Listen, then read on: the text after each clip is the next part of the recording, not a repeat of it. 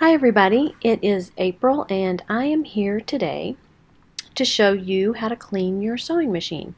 I know I have been using my sewing machine quite regularly, making face masks as of late, and about every 3 bobbins you need to clean your machine so that you keep your stitches looking pretty.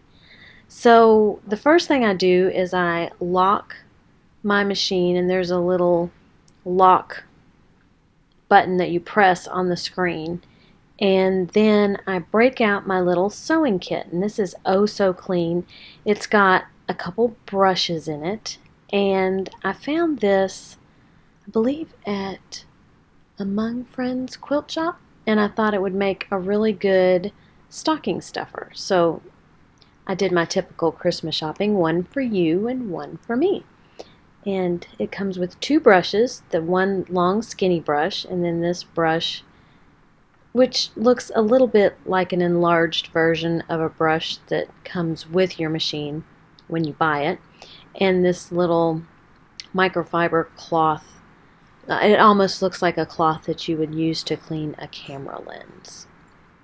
So the first thing you do is you need to cut your thread at the spool of thread, because you want to pull the thread from the needle through your machine and out.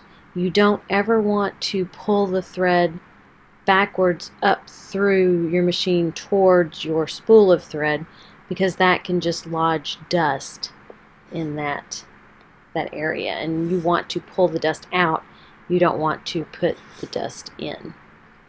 And then I'm breaking out my handy dandy tool kit that came with my machine, because I need the special little wrench thing in order to take my needle off. I'm also going to replace my needles, and the 9014 are what I use for sewing. Pretty much what I sew, which is cotton normally. So this is the little, it looks like a key to me, but it's actually the tool that you use to lift the needle plate and also unscrew the needle so that you can put a new needle in.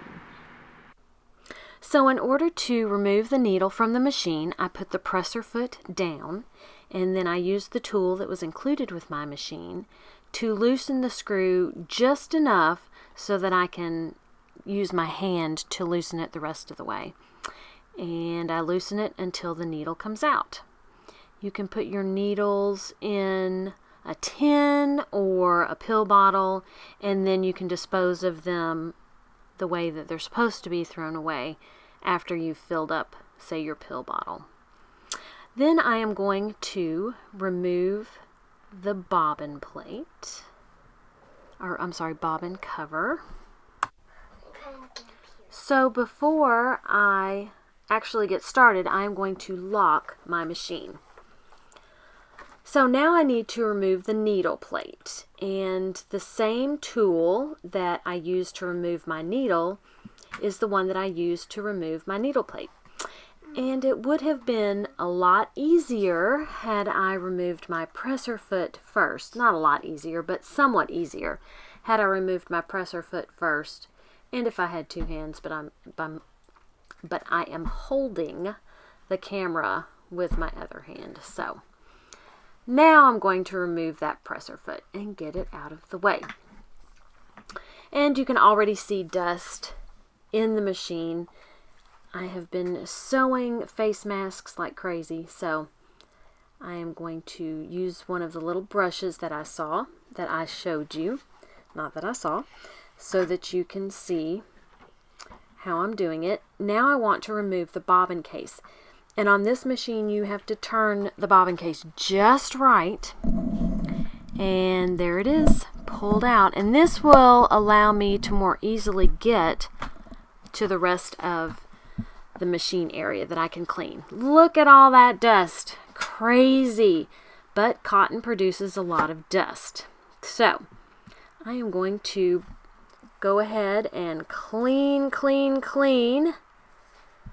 all of this machine area And then I will also use my longer brush to clean out around the bobbin case and get into the rest of the machine as far as I can.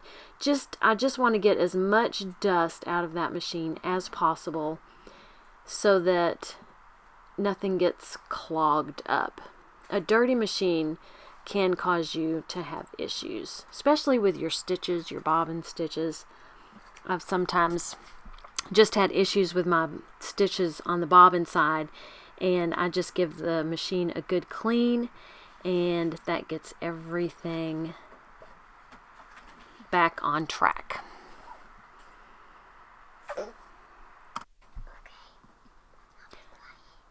And looky there, that's my presser foot. I put it next to the pile of dust so that you could see how much I got out of my machine.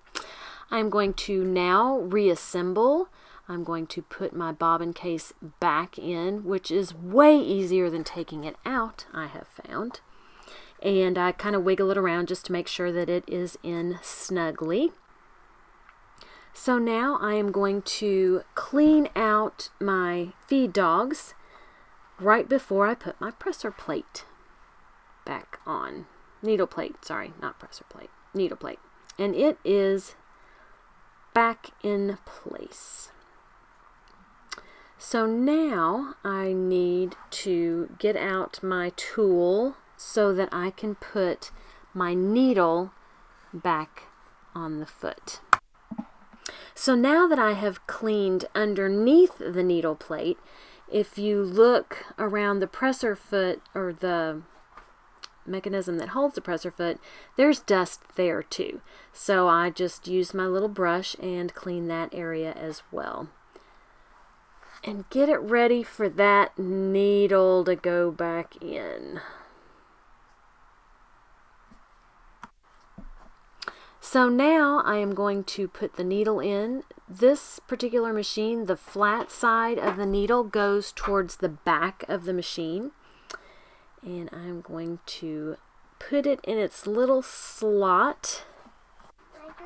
So now this is a front view, and you can see where the tip of the needle goes above what looks like the number 6 on that little indicator, and you push until you can't push the needle any higher. So now I am hand tightening the screw that holds the needle in place, and I will follow that up by using the tool that came with my machine in order to just slightly tighten that a little more. You don't want to over tighten it, but you want it tight enough that when your needle goes up and down and up and down and up and down, you don't have a problem with it coming out. And now we are ready for the presser foot. So I am going to put that little foot back in its spot. You can't see me doing it because my hand is in the way, but I am just pushing that presser foot back into position, and now we are ready to sew. Thank you for watching this video. I hope it was helpful. And now I'm going to unlock my machine, and that for my machine you press the lock button down and you hold it for a few seconds and it's ready to go. If you liked this video, please give it a thumbs up. If it was helpful and you want to see more videos like it, please subscribe and share with your friends. Thank you for watching, and happy sewing!